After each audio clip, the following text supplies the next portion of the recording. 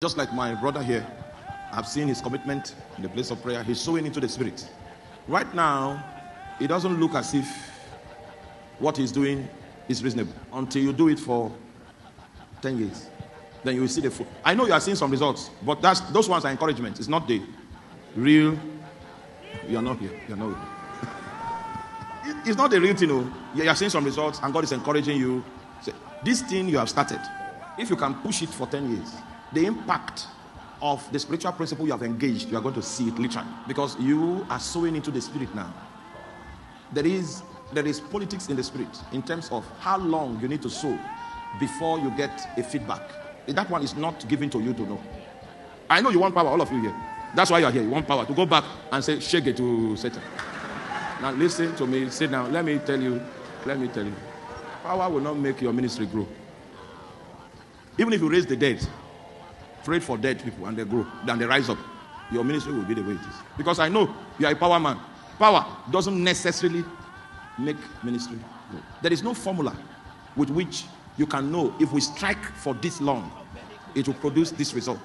The guarantee is that part of the predictable laws that God made available to Noah on the strength of his sacrifice was that seed plus time equals harvest. But that time is a variable, it's X, it's a component X. And that's why if you lose your commitment to faithfulness, you will miss X. Your X will become XY. There is an X, but only God knows it. And it is your faithfulness that will keep you navigating until you strike that X. Meanwhile, God will provide enough encouragement to make you know that he has not abandoned you. But there is an X. When you arrive at that X, you enter into a guaranteed economy of the grace of God. Some things will no longer be prayer points in your life because you have stayed enough to fulfill that circle. The true meaning of sowing and reaping, even though if you apply it on other fronts, it's not theologically wrong, but from the perspective of the New Testament, is a commitment to sow into the spirit. Now, I need to tell you a few things here. There are a few currencies that you must be acquainted with. When the day of return of investment begins to find expression, God will give a few things, one of which is influence. Influence is the currency of greatness. This thing you are doing now, okay? This thing you are doing, no, don't stand up. Don't stand up.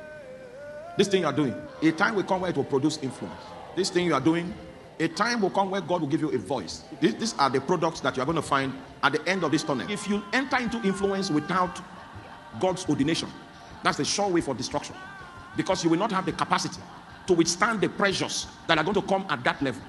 And because you don't have the capacity to consistently refuse to align with that which is flesh, with that which is worldly, so that you can use your influence to advance the frontiers of the kingdom of God, you become a victim of that influence. I've seen a lot of young men that are striving for influence, and it is obvious that they don't have the discipline. They have not been faithful in prosecuting priesthood and sowing consistently into life. And then they are pushing their way using social media to get recognition and get influence. His undoing will be that influence. He would have been a better man that was better off without that influence, because he entered into the corridor of influence without adequate preparation. Pastor, if you go to London and you plant a church in London, and the members that come to that church are Igbo people, and you go to Austria, you plant a church in Austria, and the members that come to that church are Igbo people, and you go to Switzerland and you plant a church in Switzerland, and the people that come there are Igbo people, you don't have an international ministry. You have a call to the Igbo nation. That's not an...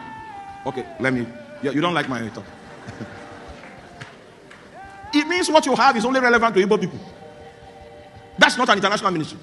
That is just a mantle to the Igbo nation. So Igbo people in London, you are going there, they respond to the mantle. Igbo people in Austria, you go there, they respond to the mantle. Igbo people in Switzerland, you go there, they respond to the mantle. But there is no other people group on the face of the earth that is attracted to what you have, because you are not relevant to them. When God raises a voice, that voice cuts across tribes. It is multilingual, it is multinational, it is multiracial.